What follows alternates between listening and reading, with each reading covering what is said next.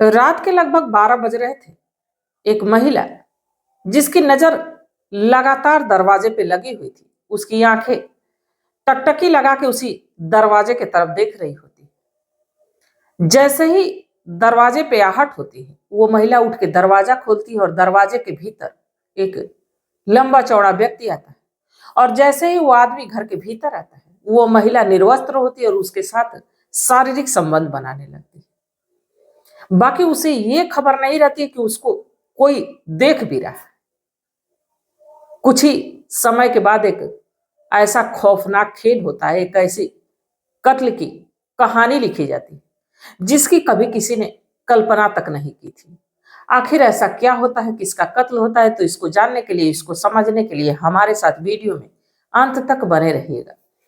नमस्कार, मैं सावित्री यादव यस के क्राइम सफर में आप सभी का स्वागत करती हूँ। उम्मीद है यस के क्राइम सफर की सारी फैमिली अच्छी होगी, अपना ख्याल रख रही होगी। आज तक तमाम आप लोगों को मैंने किस्से सुनाए, तमाम कहानियां सुनाई, तमाम क्राइम की दुनिया की बहुत सी स्टोरियां सुनाई और आप लोगों ने सराहा भी, अपना प्यार आशीर्वाद भी दिया। बाकी आज की जो कहानी है, ये भी बेहद खौफनाक है और बेहद हैरान कर देने वाली है। इंसानियत को शर्मसार कर देने वाली है, सारे रिश्ते नातों की मान मर्यादा को तोड़ देने वाली है। तो चलिए ज्यादा बात ना करते हुए आज की घटना की शुरुआत करें। उससे पहले जितने भी हमारे भाई बहन हैं, जितने भी हमारे दोस्त मित्र हैं, सबसे एक ही गुजारिश है, एक ही रिक्वेस्ट है कि अभी तक आप लोगों ने चैनल को सब्सक्राइब नहीं किया है तो चैनल को सब्सक्राइब कर लीजिए। घटना को ज्यादा से ज्यादा शेयर करिएगा। और इस घटना को सुनाने का मेरा उद्देश्य ये नहीं है कि किसी की भावनाओं को ठेस पहुंचाया जाए, किसी को आहत किया जाए, बल्कि बस इसलिए कि लोगों को जागरूक किया जाए, लोगों को सचेत किया जाए। मैं बात कर रही हूँ गुरुग्राम की।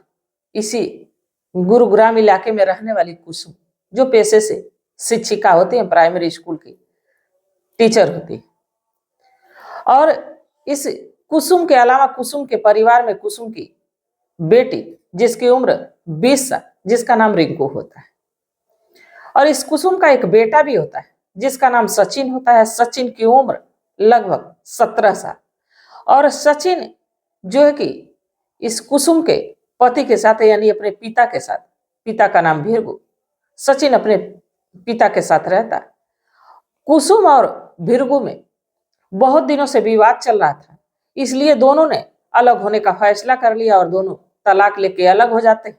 भीरगु अपने बेटे को लेकर रहने लगता है और जैसा कि कुसुम अपनी बेटी रिंकू को लेकर रहने लगती। रिंकू की सारी जिम्मेदारी कुसुम उठाती और यही सचिन की जिम्मेदारी भीरगु उठाता। सब कुछ अच्छा चल रहा था। ये जो रिंकू है, अपने ही इलाके से ग्रेजुएशन की पढ़ाई कर रही होती और कुसुम दिन में तो चली जाती अपना पढ़ाने, फिर शाम को घर वापस आती तो अपनी बेटी की देखरेख, अपने परिवार को कैसे सहाजना है, कैसे संभालना है, सारी जिम्मेदारियों को निभा रही थी। धीरे धीरे वक्त गुजर रहा था।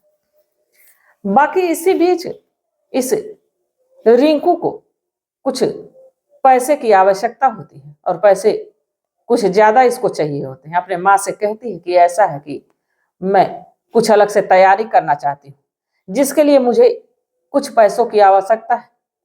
इस पे जो कुसुम है वो कहते हैं कि ऐसा है कि अभी तो इतने पैसे मेरे पास इकट्ठे नहीं है, जो भी मिलते हैं तनख्वाह के पैसे वो तो घर खर्च में खर्च हो जा रहे हैं, तुम्हारी फीस कापी में लग जा रहे हैं।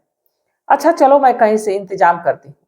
इसके बाद वो अपने ही स्कूल के टीचर से बात करती है और जब वो टीचर से कुसुम बात करती है तो वो बताता है कि ऐसा है कि एक व्यक्ति है जो ब्याज पे पैसे देता है, जिसके पास कुसुम जाती है और उससे ब्याज के लिए कहती है कि ब्याज पे मुझे कुछ पैसे चाहिए, जिसका नाम प्रताप सिंह होता है। अब प्रताप सिंह से वो कुछ 50,000 रुपये ब्याज पे लेती, लेके घर आती, रिंकू को दे देती। अब रिंकू बड़े खुशी खुशी इस पैसे को लेती है अपने पढ़ाई के लिए और अपने जो भी जरूरत की बात थी। अब धीरे धीरे वक्त गुजरने लगता है। बाकी यहीं से ये जो प्रताप सिंह है और कुसुम के बीच फोन पे बातचीत होने लगती है। और फोन पे बातचीत ही नहीं होती बल्कि ये लोग अब मिलने जुलने भी लगते हैं। जब भी रिंकू कॉलेज चली जाती, कुसुम जल्दी स्कूल से घर जब आती तो इस प्रताप सिंह को फोन करती, अपने घर पे बुलाती और इसके बाद इन दोनों की नजदीकी इस कदर आगे बढ़ती है कि दोनों एक दूसरे के साथ अब शारीरिक संबंध भी बनाने लगते हैं। अब ये सिलसिला एक बार शुरू हुआ तो फिर रुकने का नाम नहीं ले रहा था।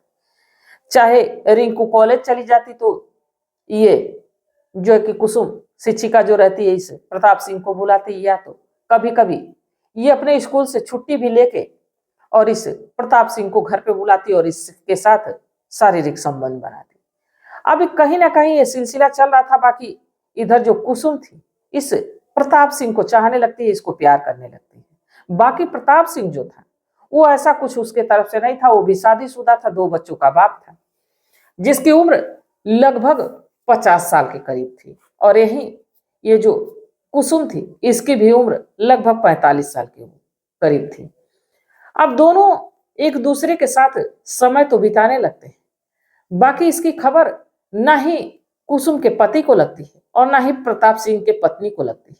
ये सिलसिला ऐसे चलते रहता है। बाकी धीरे धीरे जैसे जैसे वक्त गुजर रहा था, एक दिन ये जो कुसुम है प्रताप सिंह को रात में फोन करती है और कहती है कि आज मुझे तुमसे मिलने की बड़ी इच्छा हो रही। इस पे जो प्रताप सिंह वो कहता है कि ठीक है, मैं कुछ देर में आ रहा हूँ। इसके बाद कुसुम इंतजार करने लगती है। तभी दरवाजे पे दस्तखत होती है और जो कुसुम दरवाजा खोलती है प्रताप सिंह, जो कि देखने में बेहद हैंडसम और 6 फुट का लंबा चौड़ा इंसान। अब जब घर के भीतर आता है कुसुम दरवाजा बंद करती है और तुरंत उसको अपने कमरे में ले जाती है, अपने कपड़े उतारती है और साथ ही प्रताप सिंह के कपड़े को भी उतारती है और दोनों एक दूसरे के साथ खो जाते हैं। उनको ये तक नहीं पता होता है, कुसुम को ये तक एहसास नहीं होता कि इस घर में मेरी 20 साल की जवान बेटी भी है।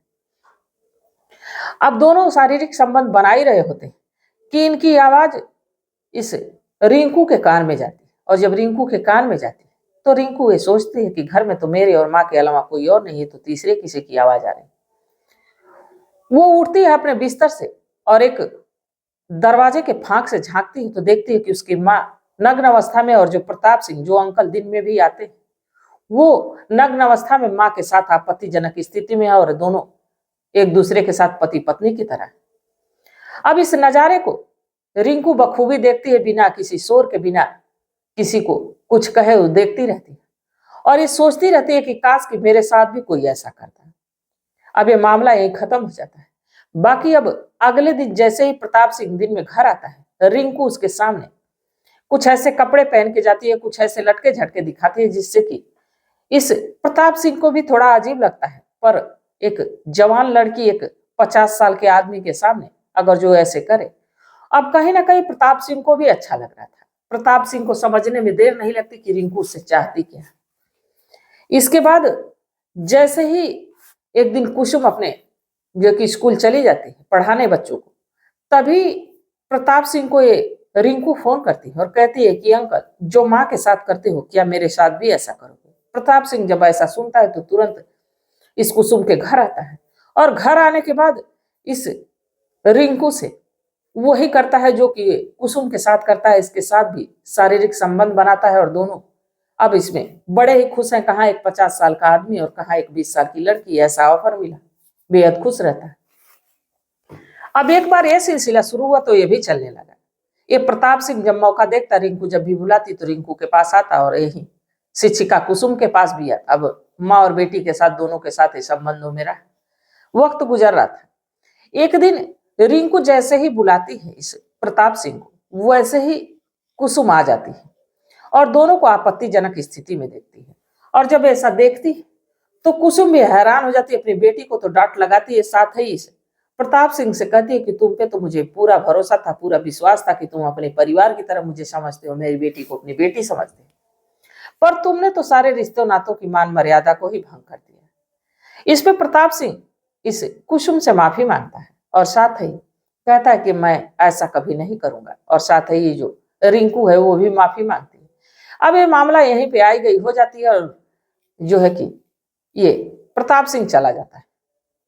बाकी इनका मिलना मिलाना खत्म नहीं होता है, बल्कि अब रिंकू को घर के बजाय बाहर होटलों में ये प्रताप सिंह बुलाने लगता है, बाहर होटलों में रिंकू जाने लगती है। अब इसकी सूचना कहीं ना कहीं कुसुम को मिल जाती है। कुसुम अब अपनी बेटी को बार बार समझाती, अपनी लड़की को बार बार समझाती है, कहती है कि ऐसा करना ठीक नहीं, तुम्हारी शादी कहीं नहीं हो पाई। अब कहीं ना कहीं रिंकू को ये बातें समझ में आ जाती है, रिंकू समझ जाती है। बाकी इधर अब प्रताप सिंह को बुरा लगने लगता है कि उसकी माँ अपनी लड़की को उससे अलग कर रही है। इसलिए वो जब रिंकू के साथ शारीरिक संबंध बनाता है तो उसकी कुछ वीडियो क्लिप्स बना लेता है, कुछ फोटोज खींच लेता है। अब जैसे ही कुसुम अपनी लड़की के लिए, रिंकू के लिए एक लड़का ढूंढती है, वैसे ही प्रताप सिंह वहां जाता है और सारी वीडियो, सारे फोटो दिखा देता है कि इस लड़की से मेरा संबंध है। रिश्ता टूट जाता है, और एक बार नहीं बल्कि कई बार रिश्ते तय होते हैं और कई बार रिश्ते टूट जाते हैं। अब कुसुम को कहीं ना कहीं से अब पूरी तरह से जानकारी हो जाती है कि रिश्ते तोड़ने के पीछे अगर जो कोई है तो प्रताप सिंह। अब यहीं से एक खौफनाक खेल होता है। एक दिन रिंकू और उसकी माँ कुसुम मिलके एक षड्यंत्र बनाते हैं और फोन करके इसे प्रताप सिंह को धमकाते हैं।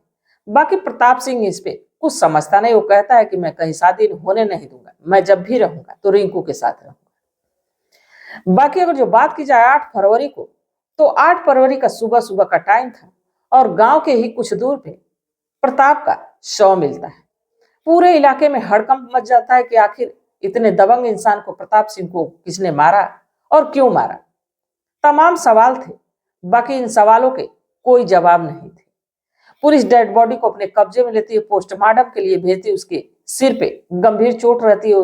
देखने से ही लग जा रहा था कि किसी ने इसके सिर पे किसी भारी चीज से वार किया है। जैसे प्रताप सिंह के कॉल डिटेल निकाले जाते हैं तो उसके कॉल डिटेल में इस कुसुम का नाम आता है।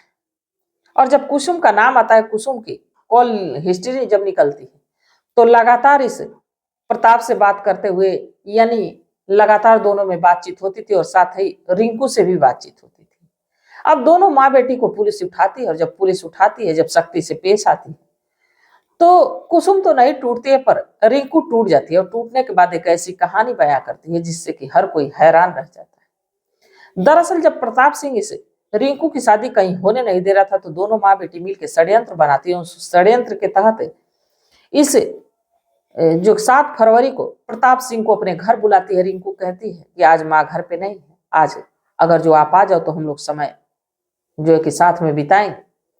प्रताप सिंह रात के 9 बजे रिंकू के घर पहुंचता है, और जब रिंकू के घर पहुंचता है तो रिंकू और ये प्रताप सिंह दोनों शारीरिक संबंध बनाते हैं। इसके बाद जो रिंकू है कहती है कि आज तो पार्टी होनी चाहिए, माँ तो है नहीं। इसके बाद दारू की एक बोतल ला के रखती है, जिससे प्रताप सिंह देखते ही खुश हो जाता है, दारू पे दारू पीते जाता है और जब नशे में धुत होता है। इसके बाद रिंकू दरवाजा खोलती है और दरवाजे के जो खोलते हैं उसकी माँ कुसुम आ जाती है। उसके हाथ में एक पत्थर का बड़ा सा टुकड़ा होता है, जिससे कि वो प्रताप सिंह के सिर पे वार करती है।